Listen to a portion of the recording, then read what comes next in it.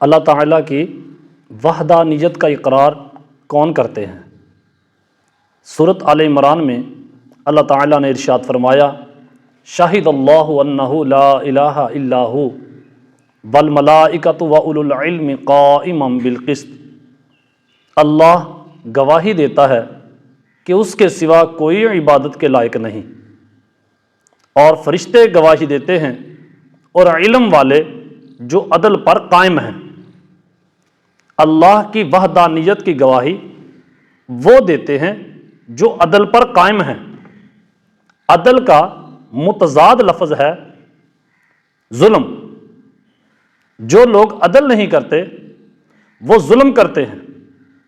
اللہ تعالیٰ نے کائنات میں جتنا بھی نظام بنایا ہے اور جتنا نظام اللہ تعالیٰ کے حکم سے چل رہا ہے، اور قیامت کے بعد کا اور قیامت کے دن کا جتنا نظام ہے، سب عدل پر قائم ہے۔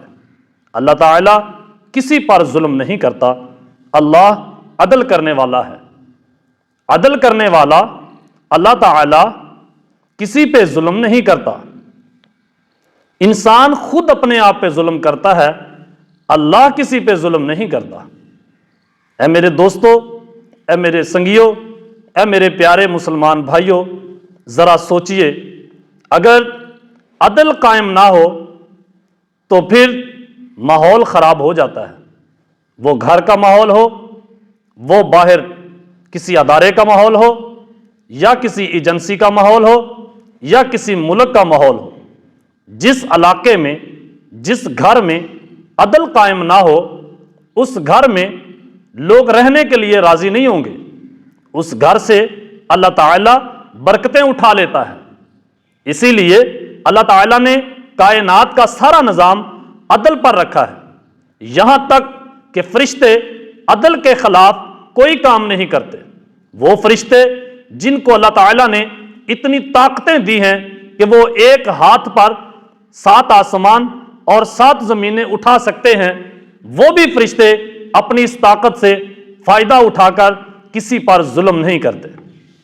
عزیزان محترم، ذرا سوچئے، جن کے پاس اتنی طاقتیں ہوں وہ کسی پر ظلم نہ کرے، اور جس کے پاس تھوڑی سی طاقت ہو، جس کے پاس ایک مزدور کام کرتا ہو اور وہ ظلم کرے، آپ ذرا سوچئے کہ وہ فرعون بڑا ہے یا وہ انسان جس کے پاس تھوڑی سی طاقت ہے اور ظلم کرنے لگ گیا۔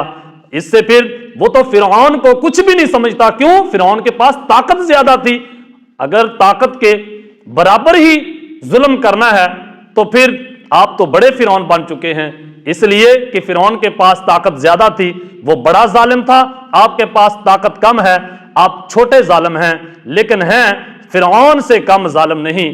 اس لیے اللہ کی وحدانیت کا جو لوگ اقرار کرتے ہیں وہ ظالم نہیں ہوتے، وہ رحم دل ہوتے ہیں، وہ انصاف کرنے والے ہوتے ہیں۔ اسی لیے اللہ تعالیٰ نے ارشاد فرمایا ہے کہ میرے وحدانیت کی گواہی، یعنی لا الہ الا اللہ محمد الرسول اللہ، یہ کلمہ وہی انسان پڑھتا ہے جو عدل پر قائم رہتا ہے، جو انصاف چاہتا ہے، اپنے ساتھ بھی اور دوسروں کے ساتھ بھی۔ انصاف زندگی میں، عدل زندگی میں اتنا ضروری ہے کہ اللہ تعالیٰ کے ناموں میں سے ایک نام العدل ہے۔ جس نے عدل کو مانا اس نے اللہ کو مانا، جس نے اللہ کو نہیں مانا وہ عدل کیسے مانے گا؟ وہ عدل پہ قائم کیسے رہ سکتا ہے؟ میرے عزیز دوستو، بات کو سمجھیے، کچھ فکر کیجئے۔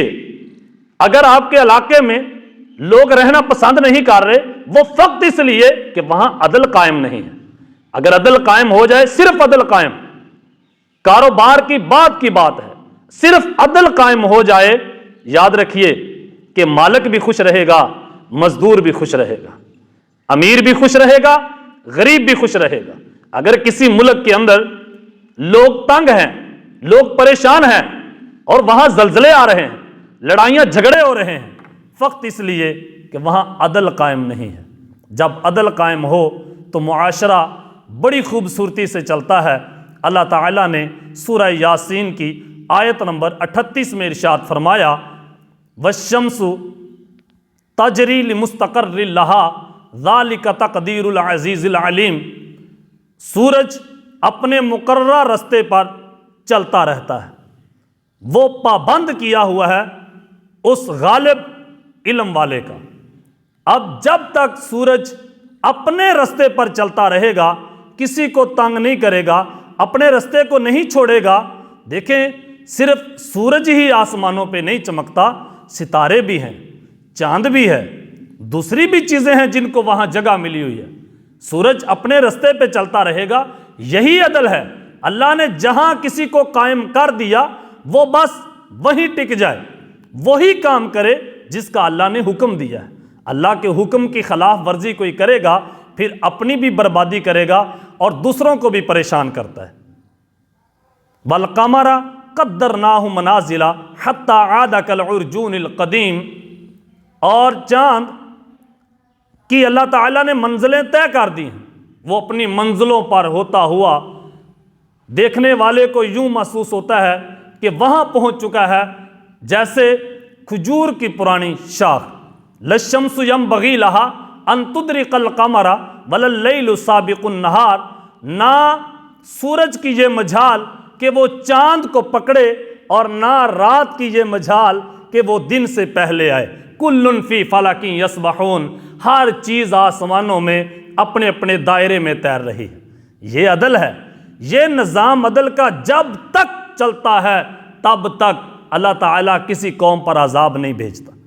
میرے دوستو، آپ پچھلی قوموں کا تذکرہ سنیں، پڑھیں، آپ کو پتہ چلے گا اگر عدل نہ ہوا اللہ نے قومیں ہلاک کر دی، چاہے وہ نبیوں سے کتنا بھی پیار کرنے والے ہوں۔ بنی اسرائیل والے نبیوں کی اولاد میں اگر عدل نہیں کیا تو اللہ نے یہ نہیں دیکھا کہ یہ نبیوں کی اولاد ہے۔ نوح علیہ السلام کا بیٹا اگر عدل نہ کرے کہ وہ اپنے گھر والوں کے حقوق نہ پورے کرے، اپنے باپ کے حقوق پورے نہ کرے، اپنی والدہ ماجدہ کے حقوق پورے نہ کرے، اگر عدل کو قائم نہیں رکھ سکتا تو اللہ باپ کے سامنے آنکھوں کے بیٹے کو ہلاک کر دیتا ہے۔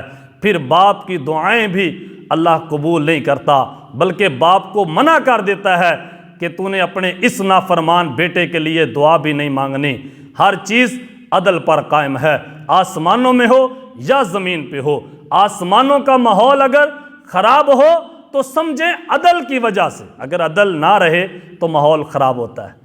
زمین پہ عدل نہ رہے تو زلزلے آتے ہیں، سیلاب آتے ہیں، پریشانیاں آتی ہیں، مصیبتیں آتی ہیں۔ جس کنٹری کے اندر، جس علاقے کے اندر، جس گھر میں عدل قائم ہو جائے، عدل کا معاشرہ بن جائے، ہر انسان یہ سوچے کہ میں نے صرف عدل کرنا ہے، خیرات تو بعد کی بات ہے، رحم دلی تو بعد کی بات ہے۔ دیکھیں، پہلے فرضوں کا حکم ہوتا ہے، پھر آپ نفل پڑھیں۔ پہلے آ کے نفل تو نہیں پڑھیں گے، پہلے فرض۔ عدل فرض ہے ہر انسان پر۔ جس نے عدل کا دامن تھاما اس نے اللہ کا دامن تھاما، جس نے عدل کو چھوڑا وہ لاکھ کروڑ عبادت کرتا رہے، اللہ کو اس کی کسی عبادت کی ضرورت نہیں، اس لیے کہ اس نے بندوں پہ ظلم کیا ہے۔ میرے سامعین، میرے دوستو، بات کو تہ تک سوچئے، کائنات کا سارا نظام عدل پر کھڑا ہے۔ کیوں؟ اس لیے کہ العدل اللہ کی ذات ہے، العدل اللہ کی صفت ہے، العدل اللہ کے ناموں میں سے ایک نام ہے۔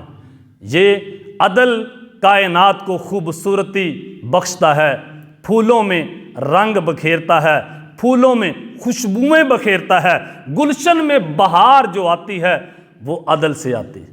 جو ملک کامیاب ہوتے ہیں آپ ان کو غور سے سمجھیں تو آپ کو پتہ چلے گا کہ وہ جو علاقے ہلاک ہوئے ہیں یا علاقے کمزور ہو رہے ہیں، جن میں عوام تنگ ہے، اس میں اور اس کامیاب ملک میں فرق عدل کا ہوگا۔